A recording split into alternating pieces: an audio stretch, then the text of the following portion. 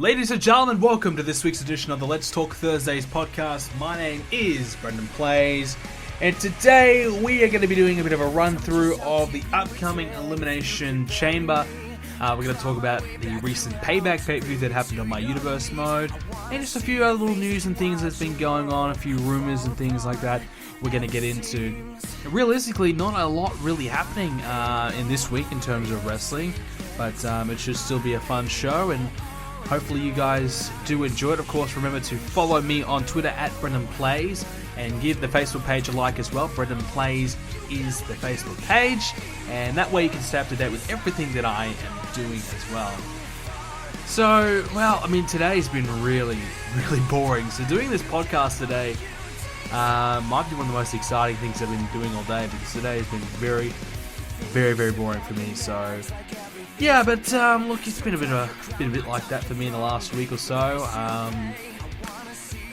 Yeah, not a lot really happening for me. At the moment I'm really just battling summer. Oh my god, I really wish it was winter here. And I know a lot of you guys will be saying, "Oh my god, I wish it was summer right now." But I am so sick of the heat every day.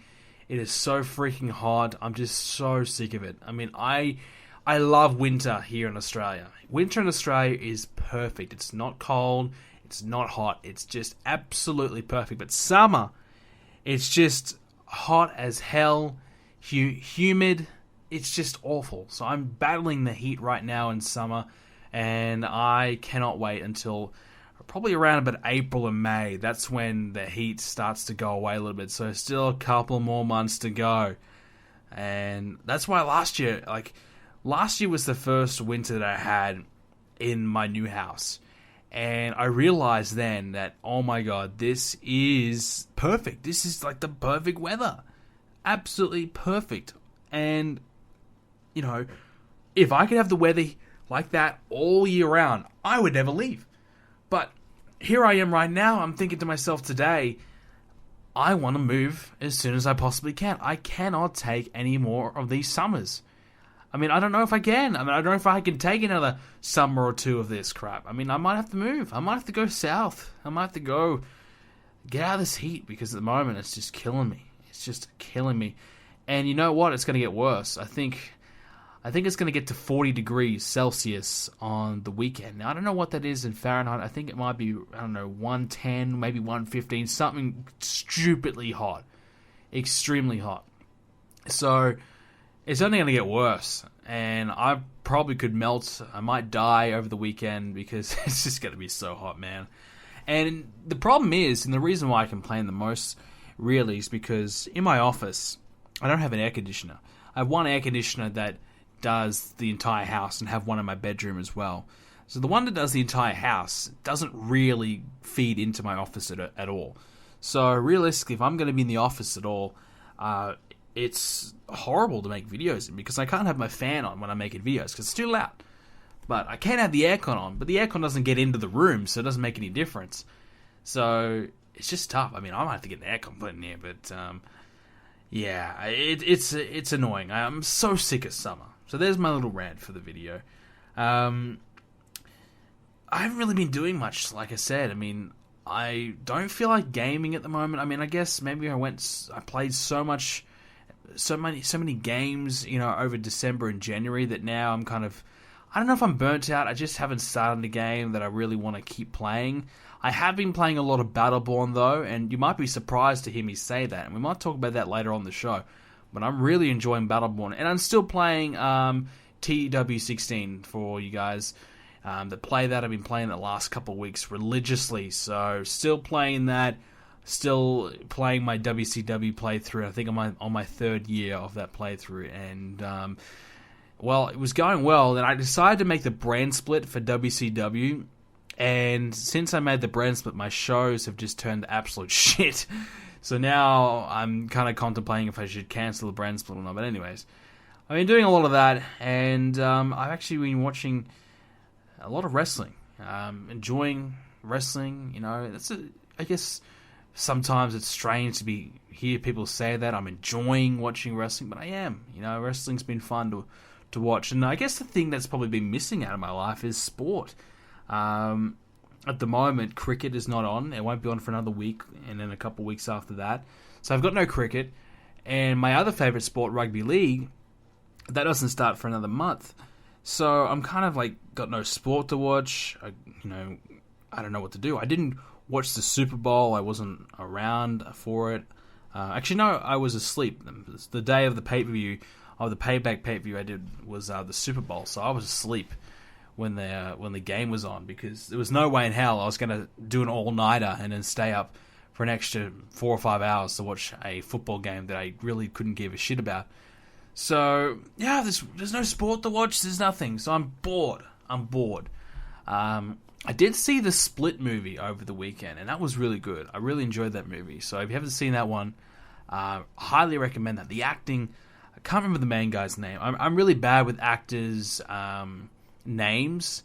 I'm really bad with names in general, but when I see a face, I can recognize a face, and I might, recognize an actor specifically of what movie or TV show they've been on. So I'm like, oh, that guy's off, I don't know, that guy's off Breaking Bad. Oh, that guy's off Game of Thrones. That type of thing. Whereas I can't say, oh, that guy's name is this. So I can't remember the guy's name, but he was terrific. It was just a great movie, so I highly recommend that. I saw The Patriot as well, and I know you might be thinking, I saw this movie like months ago, but in Australia, we don't get movies for like a month after the US, so we're a month behind big time. And this is why it's so frustrating. Like, we don't get games on time sometimes, we don't get movies on time, and it's annoying. It is annoying. And you wonder why Australia is like it was probably one of the worst countries for pirating shit, because we don't get anything on time, and then when we get it, it costs like twice as much as anything else, as the US. It's ridiculous. Look at the price of our games. In America, a video game is $60. In Australia, they sell $80 to $100. It's ridiculous. But anyways, I'm going on a tangent here. But yeah, Split was good. Patriot was good as well. So I watched a couple of movies. I probably need to start a new TV show. I think that's what I need to do. I think that's what I'm missing. A TV show. A long, 6, 7 seasons, 20 episodes a season. Maybe not that much, but a lot of episodes, and a show that I love and I just want to keep on watching. Maybe I should start one after the show. Maybe that's what I need. Maybe that's what I'm missing. That might be the secret. That might be the key. Because I don't feel like gaming at the moment, but I'm enjoying watching things. What I did watch over the weekend, yesterday, was the XFL 30 for 30. I had a chance to watch that. And I actually didn't really know much about the XFL. I knew that, Vince owned it and it was a complete failure. But it was really good to watch that. And I thought it was a terrifically well-made documentary. And very informing, giving me a bit of an idea. And I'm looking at it and I'm like, man, I think this would have been pretty cool. Like, I look at the XFL and I'm like, yeah, this would have been pretty fun, And I guess the football wasn't amazing, but if the football had been better, I think it could have worked. I think it could have been pretty cool, and it would have been crazy to think that the NFL would have a big rival such as the XFL right now. It's hard to think that for any sport, that a sporting league, like imagine the NBA has a league just as big as the NBA. And, half the players are in the NBA, half the players are in the other league. That's crazy to really think of. We don't really have that in any sport, really. I can't remember, I can't recall. There might be, but I don't really know that there's any sports around the world that has a league that that has is poaching top tier talent. And certainly in the US, it's not like there's another MLB, there's not another NHL in the US that's rivaling. So that would have been really crazy to see the XFL in that position. It's very similar to like wrestling with WCW and WWF. I mean, to have two massive rival promotions going after each other, that's what it would have been like for NFL and the XFL. So that would have been pretty crazy and pretty awesome. And it would have mean that, hey, NFL would have to up their game. And I guess the XFL, you want to look at it, probably the only real things they did was a few, production things, a few extra camera angles, the over-the-top camera. That was a great idea, and we use that in a lot of sports now. My favorite sport in particular, cricket, we use that. Rugby league, my two favorite sports, they use that. And used all over, nearly every sport now has a spider cam, as we like to call it.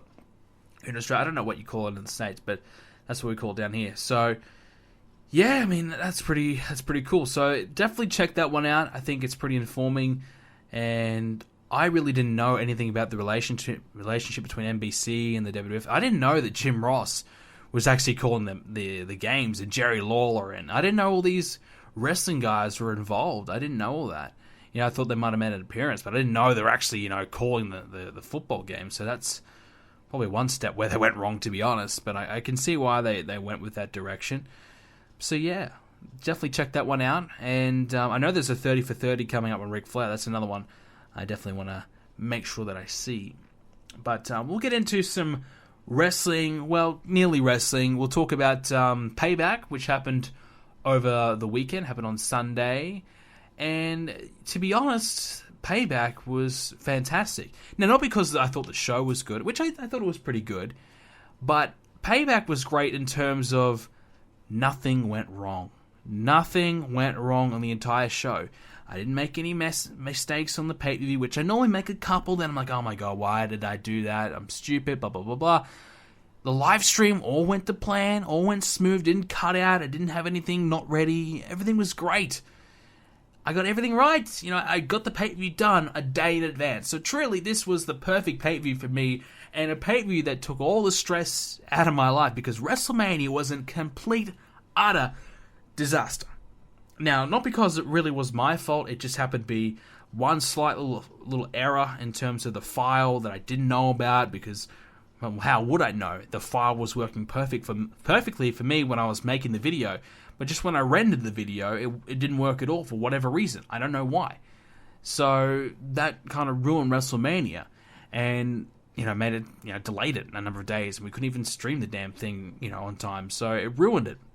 But Payback, all on time. We had a great number of people turn out. We had 500 people or so turn out for the stream, which was fantastic. So if you're one of those who turned up the stream, thank you so much. You are an absolute legend. Hope you enjoyed it. And I think the reviews on the show are pretty positive. I had a few dickheads who are like, oh, there's no title changes. This show sucks.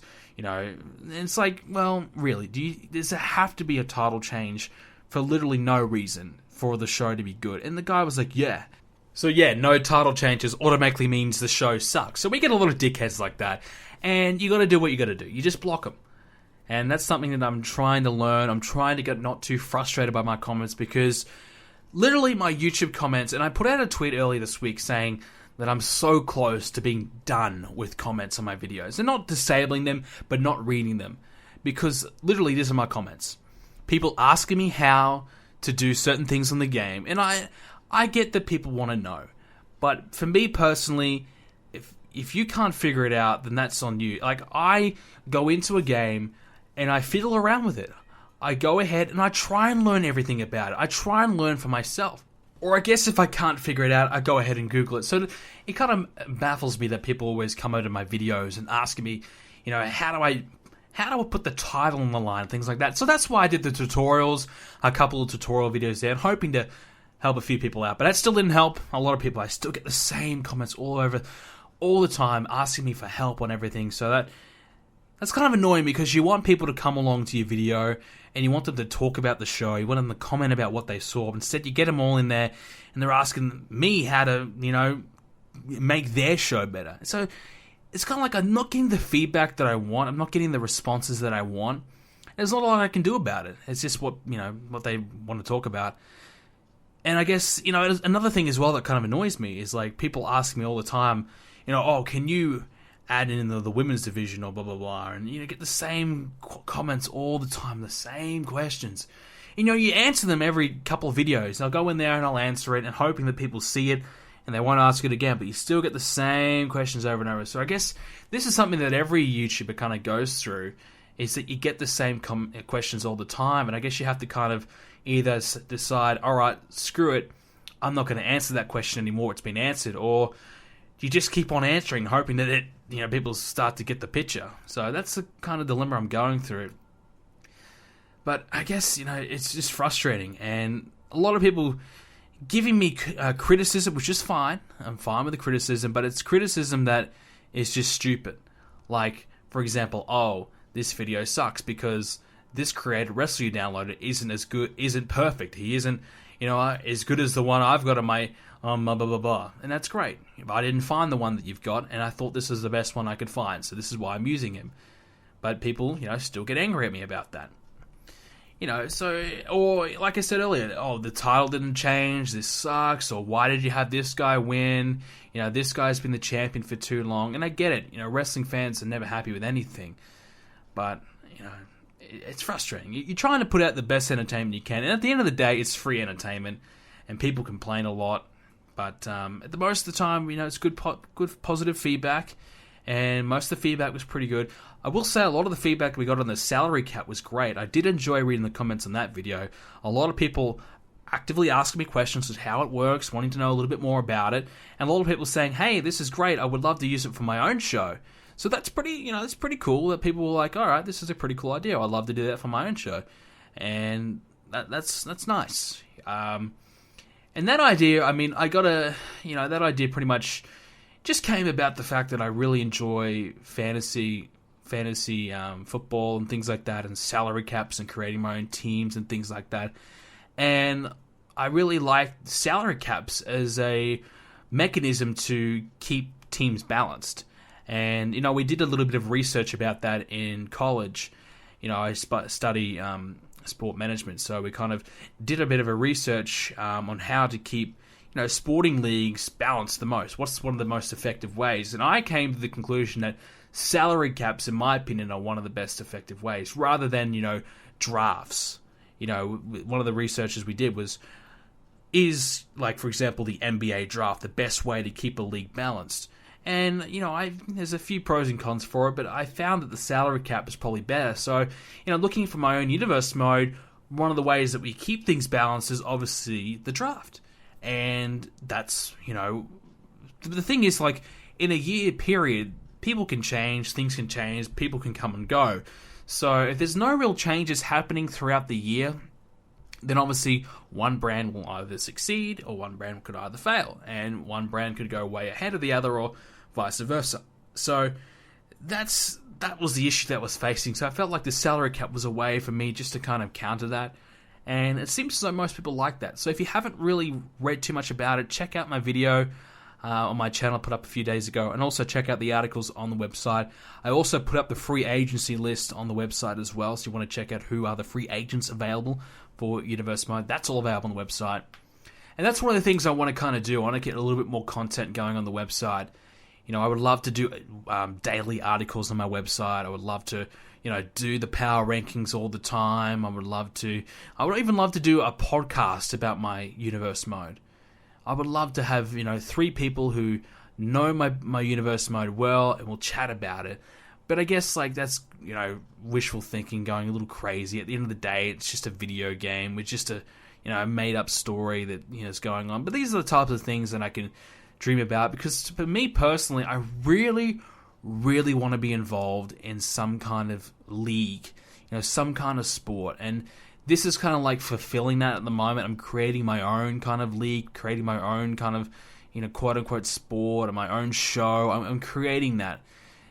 So, that's one of my dreams one day. I want to be involved in that type of thing. And people ask me a little bit like, oh, would you ever want to get involved in wrestling? And to be honest, my chances of ever getting involved in wrestling are very, very slim, because I am in Australia. And, they're not going to seek me out. If I, for example, if hypothetically WWE wanted me, to go work there, the chances that they'd rather pick someone in America to go over there, and much easier, I guess you could say. And there's no wrestling in Australia at all. There's a couple indie promotions in every major city, but that's really about it. And they only do shows once a month, so there's really nothing there. So my chances of me going to wrestling are very slim. But like I said, if I ever got an opportunity from WWE, I would probably consider it, I just want to be in sport. I don't care if it's WWE. I don't care about that. I just want to be in some kind of sporting organization. It doesn't have to be the biggest in the world or anything like that, but I just want to be involved in something. And I guess that's that feeling of belonging to something and being a part of something bigger. I guess that's something that a lot of us want to do, and that's probably what I'm kind of looking at. And I guess that's why my YouTube channel kind of fulfills that a little bit. I know my channel's never going to get big, but it's something that keeps me busy. It's something that I find really fun to do and fulfilling at times. And kind of satisfies a lot of the things that I'm trying to look for in my life at the moment, whilst I'm waiting for the next kind of step into my life. So that's why my universe mode, I guess people say, oh, they don't really say, but I guess they could interpret it like, oh, this is so serious, this is too over the top, you put too much time and effort into it, what are you doing? I guess because, maybe, for example, I have nothing better to do, and also, it means so much to me that I want to put the extra time in, and I want to make it ridiculous, I want to make it over the top, I want to make it like my own WWE with the game, and have a website dedicated to the universe mode, have rosters, have salary caps, have contracts, all that kind of crap. So I guess I get that because I want to do something huge at my show, because that's what I want to be involved in later in life, something big. And it doesn't have to be wrestling, it doesn't have to be anything, but just something important. And I'm trying to make my own little important show for myself. So anyways, I don't know why we got into that. That was not my plan today, but overall Payback was great. Everything went well. Next pay-per-view is Extreme Rules. Kind of funny that Fastlane we're doing Goldberg and Kevin Owens, and now at Extreme Rules we're doing Goldberg, Kevin Owens. So who's copying who? I guess technically I'm copying WWE. They announced their show earlier than mine, so I guess I'm copying them. But yeah, I guess I'm copying WWE now. They used to copy me back in the day. If you remember, there's a few little iffy things they used to, inadvertently copy me. But I guess now people could say that I'm copying them. But, if I ever told you the truth, then you would be, you'd let me slide on that one. Anyways, we move on to some news and things about that going on in wrestling. First one, we'll talk about Austin Aries, cleared to compete in the WWE and NXT if he wishes. Rumor is that he's going to return at WrestleMania and take on Neville. Now, I got this feeling a couple weeks ago when I was watching Austin Aries, just in the ring. I'm thinking, well, if Aries comes back, he's doing these interviews a lot more, he's picking on the cruiserweights, he's talking a lot of shit. I'm thinking that he might, eventually, he might just slap the shit out of one of these cruiserweights and then come after the belt. And I guess we're very close to perhaps seeing that. Aries versus Neville for the championship, I think, might be the way to go. Aries has a good name. People like Austin Aries. I think people would be genuinely interested in Austin Aries competing in the Cruiserweight division, and a match against Neville would be great. It wasn't like Austin Aries hurt his knee or anything like that, and physically he won't be able to be at his best. So he's probably still been working out really hard, still probably been in the ring, to a lesser extent, but obviously his eye has been the issue. So when you get an eye injury, you're not really limited to a lot of things except for your sight. So you can't compete in a match, obviously, but he can still go in the gym hard and still, do whatever he needs to do. So he'll still be in good shape. He'll still be ready to go. And despite being out for a good 6 months or so now, it's been a while. I remember, when I went to go see NXT in December, and he got injured just like a month or two before I went to go see it. I was so bummed out about it. I was really looking forward to seeing him and Itami. They both went down at the same time, so that sucked big time. But yeah, so it's been a while since he's been out, and I think him in the Cruiserweight division is a smart move. I've enjoyed him on commentary, but I guess that was short-lived. It was always going to be short-lived. And I guess having him in the Cruiserweights just gives them a bit of a name. But it would suck, though, if they do drop the Cruiserweights from drop the Cruiserweights from Raw and have them exclusively on 205 Live, that we won't get to see Aries on Raw. Because, look, there was a five-man match on 205 Live to, I think, determine their number one contender. And I was nearly tempted to flick it over and watch that, but I still just didn't pull the trigger. I guess there's just no interest in my end to watch 205 Live, even though I'm actively wanting to watch more wrestling. I've been going back and watching some old clips. Watching some WCW, watching the weekly show. So I'm still wanting to watch wrestling. I just don't want to watch 205 Live. So that's a bit of a problem. The other thing that was coming out this week and was obviously now made apparent, like we said a moment ago, Goldberg versus Kevin Owens. Rumor is Goldberg is going to win the belt, and they're going to have Lesnar and Goldberg for the title at WrestleMania, with Lesnar going on to win the title, and then perhaps someone like a Roman Reigns or Braun Strowman or whatever would beat Lesnar for the belt down the line. Now, we discussed this pretty heavily on my forums, BrendenPlayz.com/forums. We discussed this pretty heavily, and the general consensus was this idea sucks. And I've got to agree, because Now, you can look at Kevin Owens' title reign. Can you say it's the greatest title reign in the world? No. In terms of the way he's been winning, pretty weak. They haven't really, look at this. Kevin Owens, before champion, built as a guy who would kick some ass, he would win most of his matches pretty convincingly. As soon as he wins the championship, he's a weasel.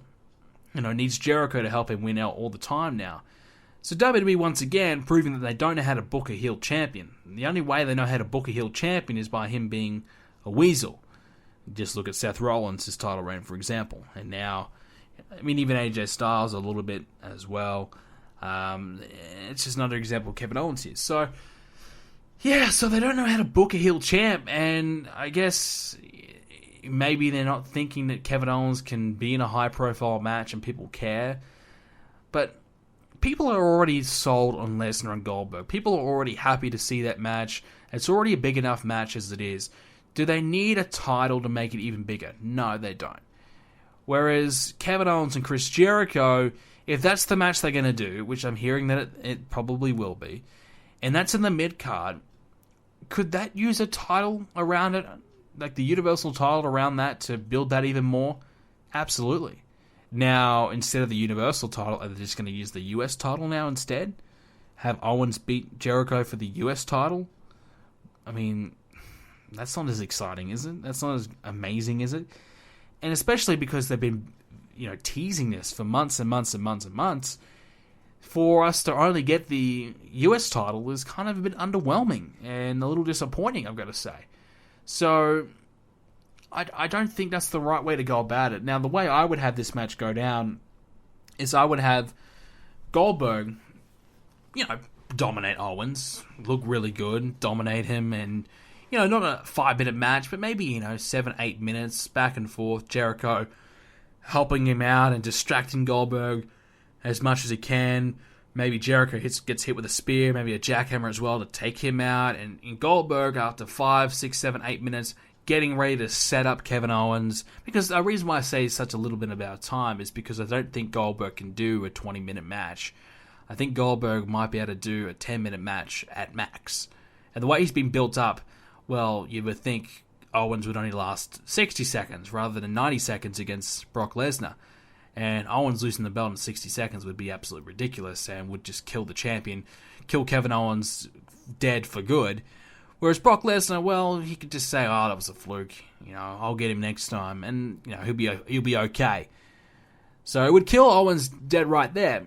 So that's why I say, well, make it, 7, 8, 9, maybe if they can, stretch it to 10 minutes. Have a back and forth match, showcase that Goldberg can go longer than 90 seconds in the ring, and then obviously Brock Lesnar comes out, interrupts the match, and I guess the complete opposite of No Way Out. I believe it was 2004 No Way Out, where Goldberg cost Lesnar the title. Instead, it's now Lesnar costing Goldberg the title, except Goldberg doesn't have the title. But yeah. And that way, you keep the belt on Owens, and maybe you can say, well, Jericho didn't help out Owens or whatever. You didn't help me win the championship. I thought you had my back, but I nearly lost it there thanks to you, blah, blah, blah, blah. And if they want to do that match, they can do it, go from there. And then also, you got more heat involved between Lesnar and Goldberg, and you can just go from there. Just have the match at WrestleMania. They don't need to force the title into that one. I think Owens and Jericho could use it a lot more than Goldberg and Lesnar. I don't really believe that it's necessary. And I think Lesnar as a champion, I really don't want to see that again because, well, basically, they're using up all his dates possible on Raw over the next, 2 months. And by the way, they used a date for Brock Lesnar to be on Raw, and he didn't even appear until the show was over. So what a fucking waste. That's the thing that drives me insane.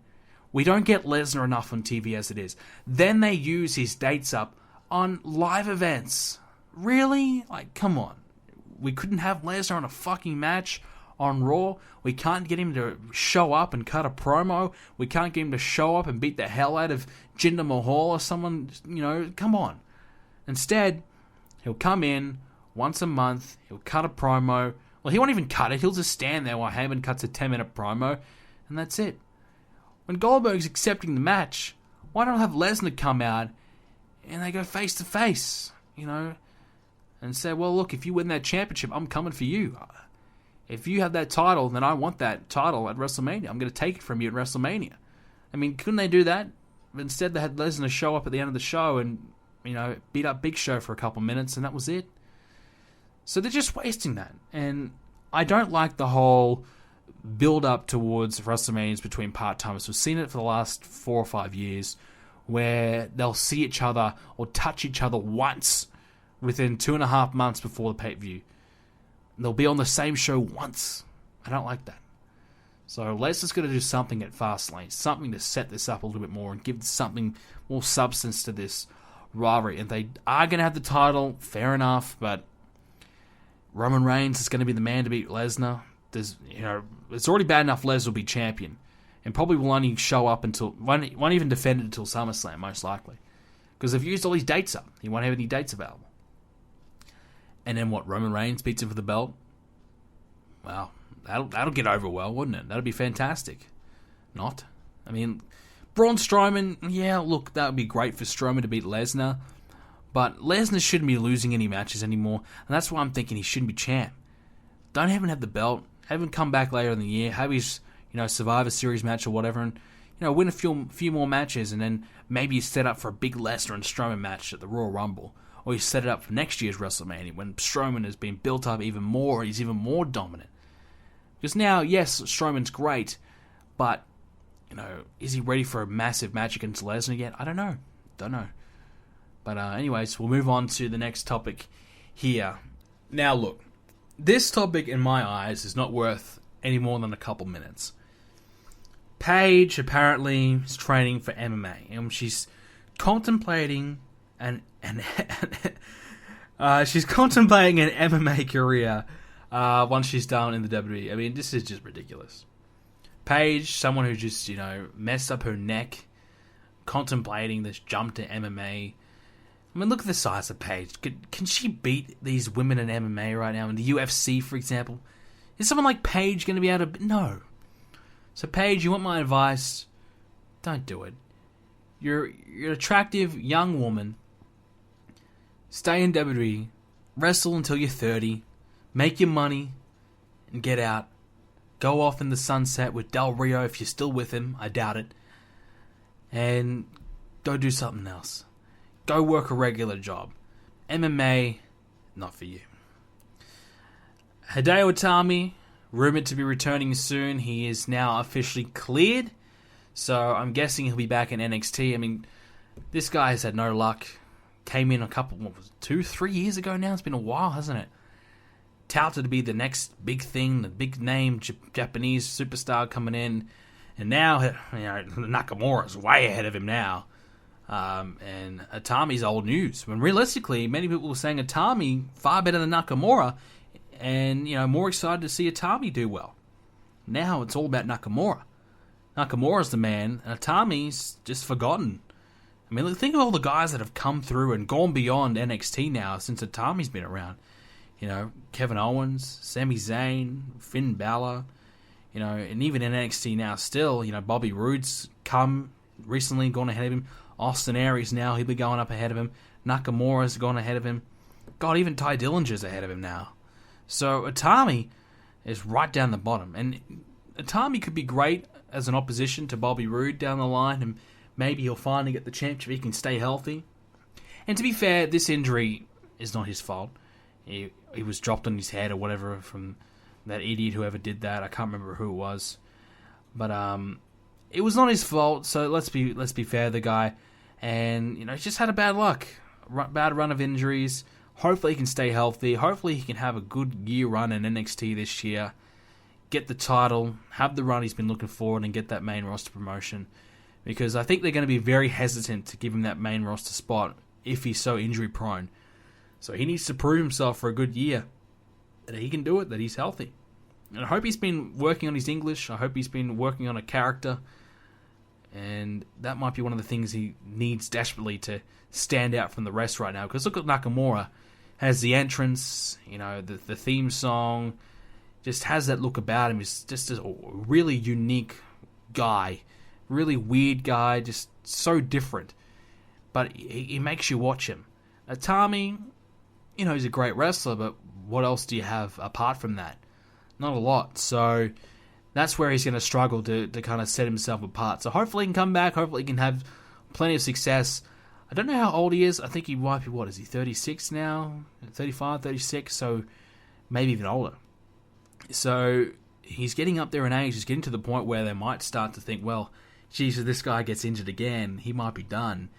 And it's true because, he's obviously been around for a long time in Japan and all those years wrestling. And that's the thing that they've always kind of steered clear of in terms of independent wrestlers, because they have those, years of wrestling, all that mileage under their belt and under their bodies, that they are more injury prone and things like that. And that's kind of been that's kind of what been the perception of these guys for a long time. And it hasn't really been the case for a lot of these guys that they've brought in. Like Sami Zayn's had his injuries, and Rollins has had his injuries, and they've had their injuries, but they've been pretty reliable thus far. But Itami, not so much. So he'll need to prove himself. On Raw this week, we saw Samoa Joe wrestling Roman Reigns. No surprise that those two having, something there. A little surprised that Samoa Joe's wrestling on Raw already. Now, if it were me, I would have saved his in-ring debut until Fastlane. But then I thought about it, well, that's 4 weeks away. How are they going to be able to stretch this out for 4 weeks? And who's his opponent again? Has he got an opponent for Fastlane? I don't even know. I don't know yet. I don't think so. So we don't even know what's going on there. I know Reigns is versing Strowman, so I don't think Samoa Joe's got an opponent yet. So they're kind of not sure what's going to go on with him. So, they had him to have the debut. It was cool. It was different. He got the win. Not a clean win, but a win is a win. So that was a good debut for Joe. He looked good. I liked him in the suit and tie. I didn't expect that, and I thought it was good. It certainly doesn't suit him. Just thinking about the type of guy that Samoa Joe is, a suit and tie is something that you really don't expect him to be in. But, he's in the authority, I guess. He's got to, wear that, and it worked. I still think, after WrestleMania or something like that, a Triple H-led faction of all these new NXT guys coming through would be great. A heel faction, 3 or 4 or 5, maybe even 6 NXT guys coming up and taking over the WWE. I think that would be great. I don't know if they've got enough great NXT guys to do it right now. Samoa Joe for one, Bobby Roode, Nakamura, you wouldn't be able to make him heel. People want to cheer him. But apart from that, who else down in NXT? They got maybe Eric Young, a couple of his guys could join that. But I guess they don't want to, completely deplete NXT in one hit. But I definitely think one point an NXT-led crew by Triple H would be fantastic. And that's something that, we've seen the Nexus, but this would actually be a Nexus that would be good. Filled with people that, people actually want to see. And not on that stupid, goofy NXT show they used to have. That was absolutely awful. The original NXT was just absolutely dreadful. And the moment they switched that and got rid of that shitty show was one of the best decisions WWE's made in a long, long time. A couple of debuts this week in terms of the cruiserweights, and a debut that'll be coming. Akira Tozawa, that's probably more like it, debuted on Raw. He made his 205 debut last week, I believe.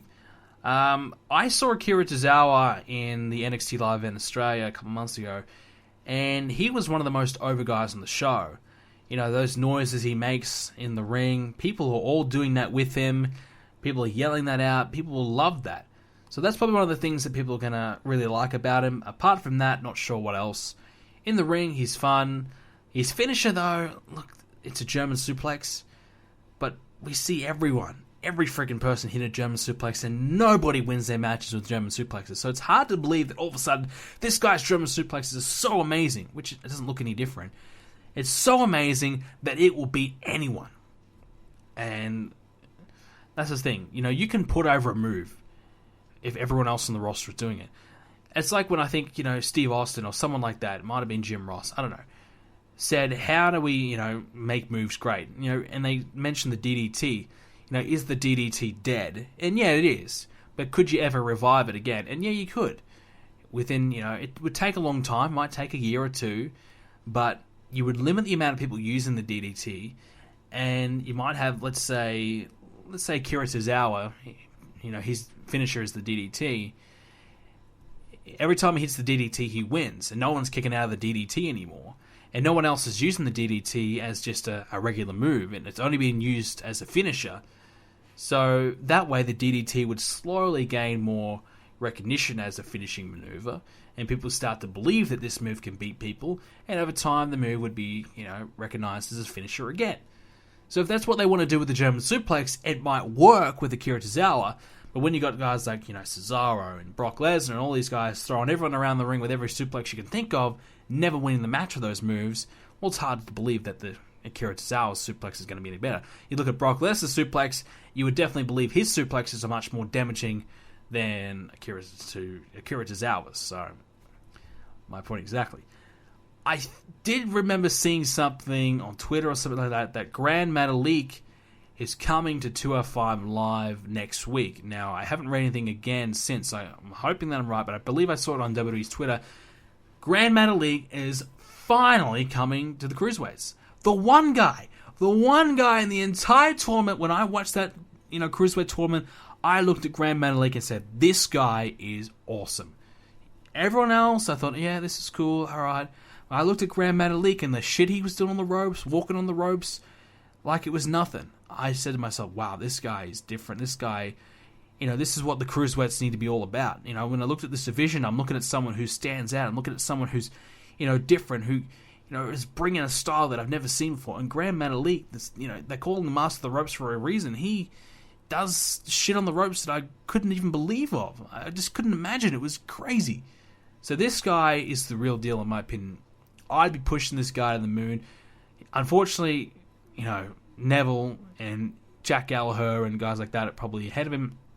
But they could debut him and slowly bring him up, and eventually he might get that title in a few months' time, because I think he's fantastic. Really, really good. And I hope he gets a chance. I hope he's not, the next Lince Dorado or, Drew Gulak just, losing to everyone. I hope he gets a real chance. And I'm not going to say he's going to be the next Rey Mysterio or anything like that, but he may be a luchador that could get over. That could be popular. Now, Kalisto sucks, let's be honest. He sucks. This rivalry he's got with Ziggler and Apollo Crews does nothing. I just don't care. And it seems like Ziggler is like miles ahead of both the guys, and the fact that we're trying to believe that he may lose. I mean, he has been losing, yes, but losing to those guys would be ridiculous. But anyways, Grand Metalik, I think, could be the real deal. I hope he gets a real chance, because I think he's fantastic. I think he could be great. And Emelina. Are we going to finally see her return? Apparently she's back next week. This has been a disaster. She was meant to debut months ago. It never happened. They've been building her up for months now. So when she finally debuts, I mean, you guys saw the NFL pre-show, the halftime show, I should say, when Lady Gaga, went from the top of the fucking building, the top of the stadium, into the stage thing she was on. Emma better be doing something like that. She better be jumping from the top into the ring or something and doing something absolutely nuts. Because otherwise, was it worth the wait? No, it was not. I've heard ideas thrown around from other podcasts that Emma should come out and just be fully, she's obviously, you get to see me in bikini, I'm so hot, blah, blah, blah, blah. She should come out in a full-on suit, all covered up, and, you can't see anything about her. She's, you can't see any of her skin at all. She's showing nothing. And that would be the ultimate heel move. We've been waiting for her to see her, and she comes out, and she's wearing, layers and layers and layers of clothing. We can't even see anything of her. So that might be the way to go, and that's probably the way I would go. I mean, yeah, jumping off the top of the building down into the ring would be pretty cool, but that's never going to happen. But I would, she's got to do something to get some heat. Because otherwise, if she comes out and she's wearing a bikini or whatever the fuck she's going to be wearing, and, that's going to be great and all, but was it worth a 4-month wait? Probably not. And I like Emma. I think, the gimmick she was doing before this was great. I don't know why they changed her gimmick. I would have just had her come back and do the same shit she was doing before, because it was working. And she was probably in line to get a women's title shot. The only reason why she didn't is because she went down with an injury. And her and Dana Brooke were starting to build something. and things are starting to work. But I guess, injury, and now all of a sudden they think she needs to come back with a gimmick change. But is that really the way to go? I don't think so. So it's, obviously Emma won't be too thrilled about it, I can tell you that. She's been cleared for months, and she's doing nothing. So I hope she's on Raw next week, because she's Australian, and I've got to look out for my Aussies. There's not many of them, so we got to support them when we can. Elimination Chamber coming up this weekend. We'll run through the entire card, and we'll give my predictions on all the matches. First up, Luke Harper versus Randy Orton. Very clear who's winning this. It's going to be Randy Orton. There's no way the Royal Rumble winner loses the pay-per-view before WrestleMania into a mid-card like Luke Harper. So Randy Orton's going to win.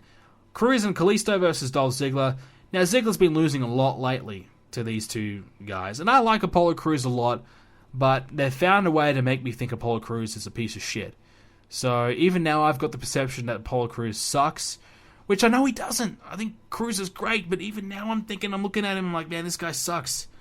And I shouldn't be thinking that. I don't want to think that, but they've made me think that. So WWE have done it. They've found a way to make me hate him. So I think Ziggler's got to win. It's a handicap match, yes, but Ziggler needs to win. Lynch versus Mickie James. I would have Mickie James win this one.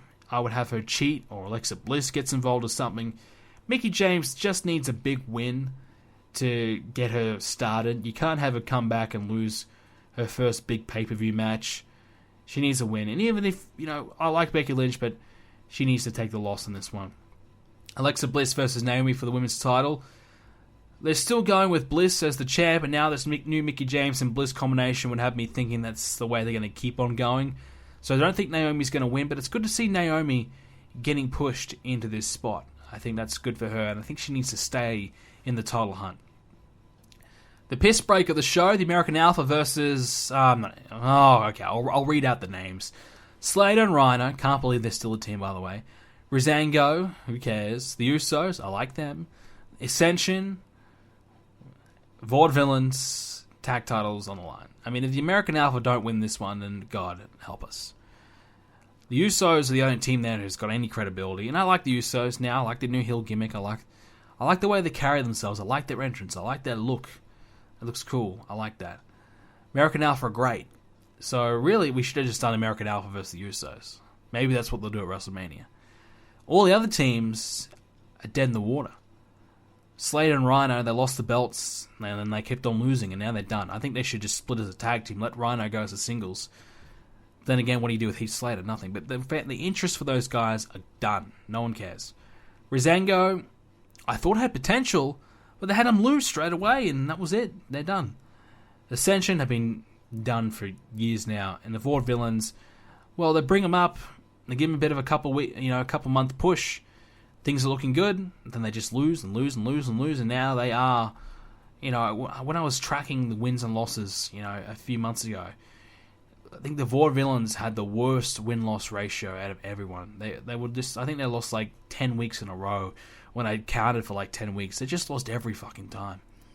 So they're going absolutely nowhere. So SmackDown's tag division is awful, and they need to do something about it big time. Really not good. So, do they bring up the Revival? I think that's what a lot of people are thinking and hoping that they do, and I think they might have to, because otherwise, there's no one for the American Alpha to feud with. Nikki Bella versus Natalya. So we're going to have 3 women's matches on this show? Wow. I think Nikki Bella will win this. I don't mind this rivalry. I didn't like what they did on SmackDown this week with the side-by-side, back and forth. The 2 women talking isn't great. Their little brawl around the arena, in the ring, and outside with the popcorn or whatever, that was cool. I liked that. That was fine. But them talking side by side is a bit cringy, but ugh. So keep the talking to a minimum. So I don't mind this match. I think Nikki will win. I think they just want to give Nikki that big win. And apparently Nikki might be taking time off after WrestleMania. I don't know the truth of that. Hearing that she might be retiring, I'm hearing more so she's going to be taking time off to heal up for her neck or whatever. So that's fair enough. You got an injury. She's getting up there in age. That's fine. She's come back and she's done her service. She's done pretty well. So if that's the case, then I think you'd have Nikki Bella win this one. against Natalya, and then maybe put over a younger woman at WrestleMania. Maybe she takes on Alexa Bliss for the belt and puts over Bliss or something like that. Finally, the big one, the only match really worth watching in this entire pay-per-view. Elimination Chamber, Cena, Styles, Ambrose, Miz, Corbin, Bray Wyatt for the championship. Now, apparently this is a new chamber structure, so that's piqued my interest. I don't know what that's going to look like.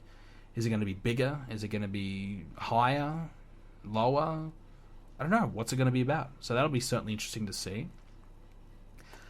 Well, the big rumor is that Bray Wyatt is going to win, and you'd have to think so, otherwise it'll be Cena and Orton at WrestleMania. I don't think no one... I mean, if you want to see that, fair enough, but I think 98% of wrestling fans do not want to see that match. We saw it already on Smackdown this week. We don't need to see it again. You know, it's enough for the next 3 years.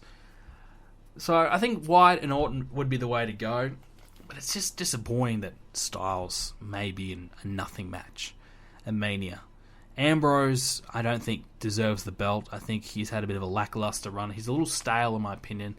Miz has been great, but him as the world champ, maybe a couple months ago I could have seen it, but now cooled off a little bit, so I would probably go no. Corbin, he beat The Miz in the Fatal 4-Way this week on SmackDown. That was interesting. But I just don't see him as a world champ. I'm sorry, but he's just not a world champ to me. So I guess the only option there is Bray Wyatt, and that's what most people are predicting, Orton and Wyatt, and I'm going to stick by that. I think that's the right way to go. So I will go with Bray Wyatt. So there's not a lot of, crazy predictions from me this week, but there really shouldn't be. I think this is a bit of a straightforward pay-per-view to really think about. Hopefully it's good. I hope the chamber match is great. The rest of it I could probably do without, but I'll check it all out and we'll see. So it should be a good show for the most part. I think, there's a few matches there that you either will care or you don't care about. Depends, but overall it's a bit of a weak card.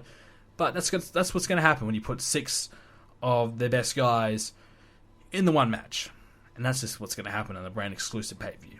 So that's why you got to look forward to the main event. Hopefully the main event is, 30, 45 minutes. Takes up majority of the show. And that's pretty much it in terms of that. I was going to chat about Battleborn a little bit. All I will say is it's a really fun game. I'm really getting into it. And it's a game I should have really given a chance a long time ago, but I really failed to do that. And I'm really glad I was able to pick it up for a really cheap price a few weeks ago, and I've been playing it a lot. I love the teamwork aspect about it. I love being able to really, hunt down and try my absolute hardest to get the objectives and get the wins. I really love that about it. I love all the different characters. So all I'll say about it is if you haven't checked out Battleborn, there's not a hell of a lot of players playing it right now, but you can find games all the time. It's very fun. And there's even a campaign to it as well, so you can play a bit of that as well. So it's really fun. I would definitely give it a try. A few questions before we go on this week's show. And if you want to leave a question for next week's show, make sure you do so on the website by heading over to BrendenPlayz.com and leaving a voicemail. You can also head to the Facebook page. BrendenPlayz is the Facebook page, facebook.com/BrendenPlayz. Or, of course, in the YouTube comment section down below, you can also leave your questions there. Now, we have some Facebook questions this week because I actually remembered I did my Facebook post a week in advance. So I came prepared this week to make sure that it came out on time. So we have a few. This one comes from, this name I'm going to butcher, but Stygian Shalkin. I'm sorry, your name's hard. He says, how did you come up with the salary cap idea? Is it because of the GM modes earlier in the games, or did you just thought of new ideas to improve your universe mode? Well, I'll be honest, I got an email from someone who kind of pitched the idea to me for his own universe mode show. And I thought, well, I don't want to make a new universe mode. Because he was like, oh, why don't you make a universe mode with me? And I said, no, I don't want to do that. But I thought, salary cap. Now, that could be something interesting. And I thought about it. I'm like, you know what? I could do that. So, and I really like GM mode. And everything about GM mode I love. And I like the fact that we have a budget and you have to stick in the budget. And you have to sign guys all the time and keep the money going. I like that concept. So definitely GMO was a huge factor about it. So when I came up with the concept, I was kind of basing it about GMO, having a budget, having a cap, and trying to fit my roster in that. And then I was developing it, and I started thinking of more ideas. Like I said, market value. People having a certain amount of value as a wrestler, and they can only be signed for 25% lower than that, blah, blah, blah, blah. So just as I kept going and, looking more into the idea, more and more ideas started to flow, and eventually I got to the final product, and that's what you see now. So, yeah, so I got the idea because someone kind of mentioned it to me, then I went ahead and developed the concept. So I guess someone just kind of brought the idea ahead to me and said, oh, well, you should do a salary cap. I thought, yeah, maybe I should. And I thought about it, and I kind of developed my own little salary cap plan. And I like it because, as well, I can keep track of the rosters. I have a fair idea who's on what show, but now I have a definitive list right in front of me. And I know which guys I can use, which guys I can't use for each show. And that's something that's really helped me as well. So it's done a lot of great things for me. This one's from Yala. Who do you think will win at WrestleMania 33? John Cena, Randy Orton, or Goldberg, or Brock Lesnar? Well, I don't think Cena and Orton's going to happen. But if it was to happen, I think Orton would win. And Goldberg or Lesnar, I think Brock Lesnar will win. Thomas Bella, do you see Goldberg going into this year's Hall of Fame? No. Next year, I probably will see him. Another from Thomas. Will we see more vlogs and talking to the camera series on the channel? More vlogs when I do stuff. I haven't done anything worth vlogging for a while. I go and do a few things. My going out is more so like going out for dinner, and seeing a movie, going shopping with the girlfriend. I don't really do much else. I'll go to the occasional sporting game. I went to the basketball game a couple of weeks ago, which was a lot of fun. But, I don't really go out and do a hell of a lot. And I don't really have a lot of friends in the area because I'm still pretty new to the area, and I haven't, I don't really, don't have a job in the area. I don't do anything in the area to really meet people. I haven't really tried, so I don't really know anyone a lot around here. So you don't really see a lot of people. I don't really see a lot of people go out and do a lot of things, with other people. So I'm a pretty independent person, anyways. So I don't really do much. And talking to the camera series, I have nothing to say. I mean, I have a podcast, and that's where I talk about everything I want to talk about. And I don't think having the camera on for the entire show would be good. I should do more streams, but I just can't do. I felt like streaming tonight, to be honest, because I'm so bored. But I don't know. I should stream more, but I just haven't felt like it.